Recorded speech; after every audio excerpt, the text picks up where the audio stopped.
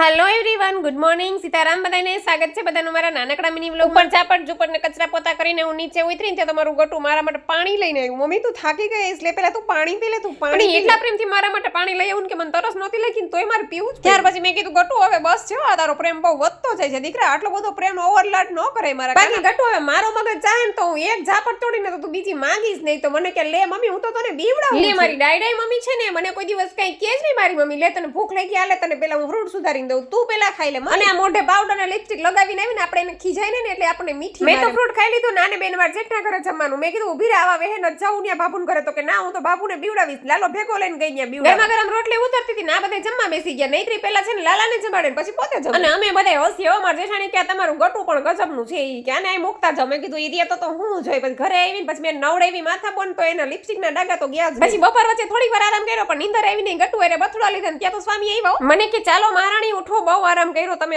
હવે તમારે એક મહત્વનું કામ કરવાનું છે. મેં કીધું સ્વામી શું કામ છે? તો કે પેલા તું આ ખાઈ લે, પેટ પૂજા કરી લે પછી તમે. મેં કીધું ના સ્વામી મને પેલા કયો, બાકી મને ટેન્શનમાં ખાવાનું નહીં ભાવે. તો કે ટાકો સાફ કરવાનો છે ઉપર અગાસી. મેં કીધું અરે હું નહીં કરું. હું નહીં કરું એટલે તો કોણ કરશે? તું નહીં કરે તો ઘરના કામ તું ન કરે તો કોણ કરે? હા આવું ખાલી મને સ્વામીએ કીધું નીચે, પણ ઉપર ગઈ ને ત્યાં તો મુમતાઝ બેનને બોલાવી લીધા હતા ટાકો સાફ કરવા. મેં કીધું વાહ સ્વામી ચાચુ બધું થેન્ક યુ, તમે મારું કેટલું ધ્યાન રાખો છો. એને હોય ને કે જાગુ એકલી ટાકા સાફ કરશે ને તો થાકી જશે. પછી મને તો છે ને અગાસીમાં મજા આવી ગયો. મેં મુમતાઝ બેને હંતાક લીધા ચાલુ કર્યા. મુમતાઝ બેન ઘડી કાટા કામ ઘડી કાટા કામ. ટાકા સાફ કરતી વખતે તો મજા આવી, પણ હવે મુમતાઝ બેન હલવાઈ ગયા. બાયણે કેમ નીકળવું? કોઈ હિસાબે બાયણે નો નીકળાય. પછી ડોલ ઉપર ડોલ ને એની ઉપર ડોલ રાખીને ઠેકડો મારીને બાયણે ની. પછી મુમતાઝ બેન ને કીધું મુમતાઝ બેન કેવી મજા આવી? કે ગજબ મજા આવી, કે આવી સંતાક લીધા તો કે કોઈ દી રમી જ નથી નાનપણમાં. અને મારા લગ્ન થયા એટલા વર્ષ થયા મુમતાઝ બેન અમારા ઘર કામ કરતા, પણ હવે એ પહોંચી નથી શકતા ને એટલે મૂકી દીધું. પણ તોય આપણે આવું કામ હોય ને તો બોલાવીને તો કોઈ દિવસ ના નો પડે. કેમ કે અમારે વર્ષોનો નાતો છે મુમતાઝ બેન. અમે પરિવારની જેમ જ રહ્યા છીએ, ક્યારેય જુદારો રાખ્યો. અને સાંજે મારા મમ્મીના ઘરેથી સ્વામી મારા માટે ઈડલી લઈ આવ્યા. પણ નૈત્રી કે મારે ઈડલી નથી ખાવી, મારે જલારામ મંદિરે ગુંદી ગાંઠિયા ને કઢી ખીચડી ખાવા જ જવું છે ધરાર. પછી ઈડલી પડતી મૂકી અને સ્વામી ને ગુંદી ગાંઠિયા ને ખીચડી કઢી ખાવા લઈ ગયા. કેશવીને ભેગી લઈ ગયા ને ન્યા જમીને પછી જો આને આ નાનું ગટુ હાથમાં આવી ગયું.